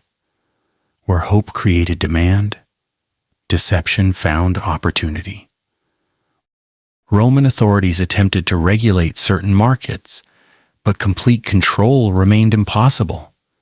The empire was simply too large. Goods passed through countless ports, villages, warehouses, and marketplaces before reaching customers. Each step introduced opportunities for fraud. Even experienced physicians sometimes struggled to identify authentic ingredients. A medicine's appearance could vary depending upon climate, harvest season, or method of preparation. Knowledge became valuable. Experience became priceless. Among the most sought-after commodities were spices. Today they seem ordinary. In ancient Rome they were treasures: pepper, cinnamon, cassia, cardamom, ginger. These substances flavored food, but they also entered medicinal recipes. Some eased digestion, others masked unpleasant tastes in medicines. Many symbolized wealth simply because obtaining them required enormous effort. A handful of pepper might travel thousands of kilometers before reaching Rome. Its price reflected every stage of that journey. Alongside spices came aromatic resins. Frankincense and myrrh ranked among the empire's most valuable imports. Harvested from trees growing in harsh, desert regions, these fragrant substances served religious ceremonies, medicine, and luxury alike. Their scent filled temples. Their oils entered medicinal preparations. Their rarity increased their prestige. Merchants transporting such cargo often earned fortunes. The farther east Roman trade expanded, the more unfamiliar products entered the empire. Silk fascinated aristocrats. Exotic dyes transformed fashion. Unusual herbs intrigued physicians. Travelers returned with stories of miraculous plants known only in distant kingdoms. Some tales proved accurate. Others became legends. Rumors spread faster than facts. A merchant claiming possession of a mysterious Eastern remedy could attract immediate attention. Whether the medicine truly worked became almost secondary. Its mystery alone created demand. One remarkable feature of Roman commerce was the role played by pharmacies. Although they differed greatly from modern drugstores, specialized sellers prepared, stored, and distributed medicinal ingredients. Physicians often relied upon these suppliers. Grinding herbs, mixing powders, preparing oils, measuring resins. Every task required precision. Mistakes could prove fatal. Because so many medicines depended upon natural materials, quality varied enormously. A plant harvested too early might lose potency. Improper drying encouraged decay. Moisture ruined delicate ingredients. Transportation itself became a scientific challenge. Successful merchants developed careful methods to protect valuable cargo. The empire rewarded such expertise generously. Trade routes also carried knowledge. A physician from Alexandria might teach Roman colleagues new methods of preparing medicines. A traveler returning from Syria described unfamiliar healing plants. A merchant from Gaul introduced local herbal traditions. Every exchange enriched Roman understanding. The empire became a vast classroom stretching across 3 continents. Not every imported substance entered medicine for noble reasons. Luxury remained one of Rome's greatest passions. Rare perfumes scented banquet halls. Expensive oils softened skin. Fragrant cosmetics became fashionable among wealthy families. Certain aromatic substances relaxed the mind or created pleasant emotional associations. Although not drugs in the modern sense, these products influenced mood and behavior. Romans appreciated the psychological power of fragrance. Another lucrative trade involved wine itself. Vineyards stretched across much of the empire. Different regions became famous for particular varieties. Some wines aged beautifully. Others spoiled quickly. Merchants carefully managed storage and transportation to preserve quality. Successful wine traders accumulated enormous wealth. Because wine served both everyday meals and medicinal purposes, demand rarely declined. No household wished to be without it. Large estates produced thousands of amphorae each year. Ships loaded with wine crossed the Mediterranean continuously. Entire local economies depended upon this commerce. Hidden within these legitimate markets existed another reality: smuggling. Whenever governments taxed valuable goods, someone sought profit by avoiding those taxes. Ancient Rome was no exception. Merchants occasionally concealed expensive cargo. Officials accepted bribes. Records disappeared. Rare substances entered markets without proper oversight. The larger the empire grew, the harder it became to monitor every shipment. Crime followed commerce. Roman law attempted to punish fraud and illegal trade, yet enforcement varied greatly between provinces.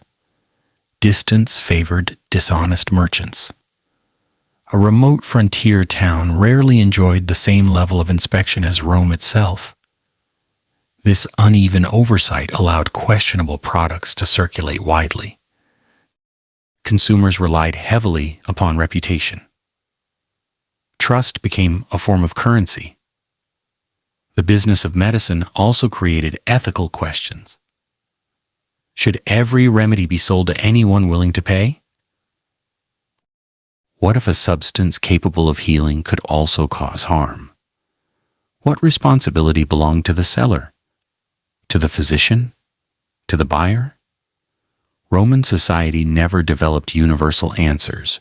Commerce often moved faster than ethics. Profit frequently outran caution. Some physicians criticized merchants for encouraging unnecessary consumption. Some merchants accused physicians of protecting their own professional interests. The relationship between medicine and business remained complicated. In many ways, it still is. Beyond legal commerce, poisons occupied a shadowy corner of Roman trade. Certain toxic plants possessed legitimate medical uses when prepared carefully. The same ingredients, however, could become deadly in different quantities. Knowledge determined everything. A skilled healer understood dosage. A poisoner exploited it. This overlap created endless suspicion. An herb seller might also know poisonous plants. A physician might possess substances capable of saving or ending a life. Intent mattered more than ingredients. History remembers many accusations, far fewer certainties. Perhaps the greatest irony of Rome's drug trade lies in its success. The empire connected civilizations on an unprecedented scale. Knowledge spread. Medicines improved. Rare plants became accessible. Countless lives were almost certainly saved through this exchange. Yet the same network also spread dependency, luxury, deception, and temptation. Progress rarely arrives without consequences. Every new opportunity creates new risks. Ancient Rome learned this lesson repeatedly. As trade expanded, so did access.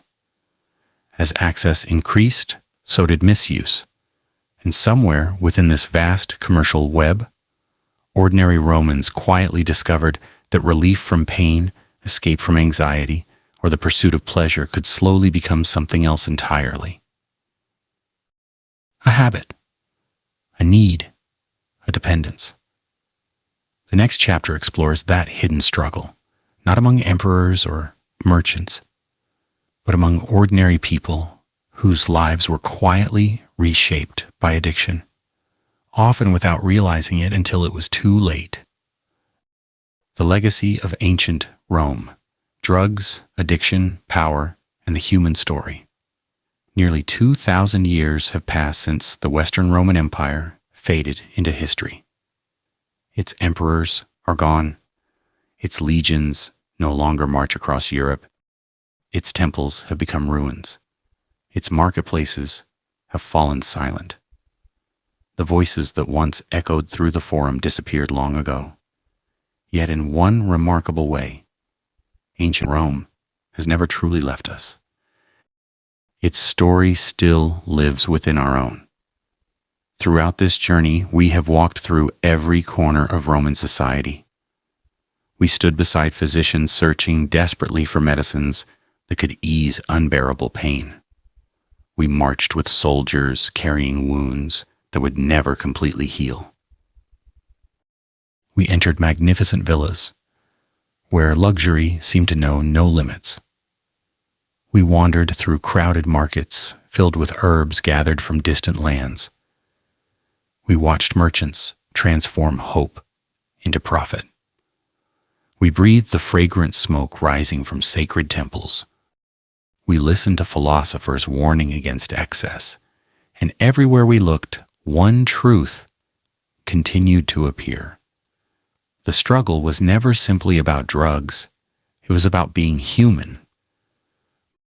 Modern people often imagine addiction as a uniquely contemporary crisis. We connect it with laboratories, synthetic chemicals, organized crime, or modern medicine. Ancient Rome reminds us that the deeper story is far older. Long before factories produced pharmaceuticals, long before international drug trafficking, long before modern hospitals, human beings were already searching for relief. Relief from pain, relief from grief, relief from fear, relief from loneliness, relief from exhaustion. Those desires have never disappeared. Only the substances have changed. The Romans understood something that remains true today. Every powerful medicine carries responsibility. Every source of pleasure demands moderation. Every form of comfort can become dependence if allowed to replace balance. The physicians knew that a drug capable of saving one life could destroy another when misused. Their philosophers argued that freedom meant mastering desire rather than obeying it. Their political leaders feared poison because they understood how knowledge itself could become a weapon. Their merchants discovered that hope could be bought and sold. Their ordinary citizens learned that habits often formed quietly, one ordinary day at a time. Perhaps this is why Roman history feels surprisingly familiar. Technology has changed. Human nature has not. The same emotions still guide us: curiosity, fear, ambition, love, pain, hope. The Roman Empire became powerful partly because it connected distant civilizations. Roads linked provinces, ships crossed seas, ideas traveled freely, medicines spread across continents, knowledge expanded faster than ever before, but every connection carried both benefits and risks. Trade delivered healing plants. Trade also delivered dangerous substances. Prosperity encouraged innovation. It also encouraged excess. Progress always asked the same question: how wisely will we use what we discover? Rome never answered that question completely. Neither have we. Many ancient remedies disappeared. Others survived. Modern medicine now confirms that some Roman herbal treatments contained genuinely effective compounds. Honey remains valuable in wound care under certain medical conditions. Willow bark led eventually to aspirin. Numerous medicinal plants studied by Roman physicians continue to inspire pharmaceutical research today. Observation mattered. Experience mattered. Generations of careful experimentation laid foundations that later civilizations expanded. Their mistakes also taught valuable lessons. Without controlled scientific methods, false beliefs spread easily. Superstition often mixed with genuine medical knowledge. Hope sometimes replaced evidence. This mixture reminds us why modern science developed such rigorous standards. Evidence protects patients. Testing saves lives. Yet science alone cannot answer every human need. The Romans understood another truth often forgotten. Healing involves more than the body. A frightened patient needs reassurance. A grieving family needs compassion. Someone living with chronic pain needs hope. Temples offered emotional comfort. Communities offered belonging. Families offered care. Medicine worked alongside human connection rather than replacing it. Modern healthcare increasingly recognizes this ancient insight. Physical recovery and emotional well-being remain deeply connected. Rome's philosophers leave another lasting legacy.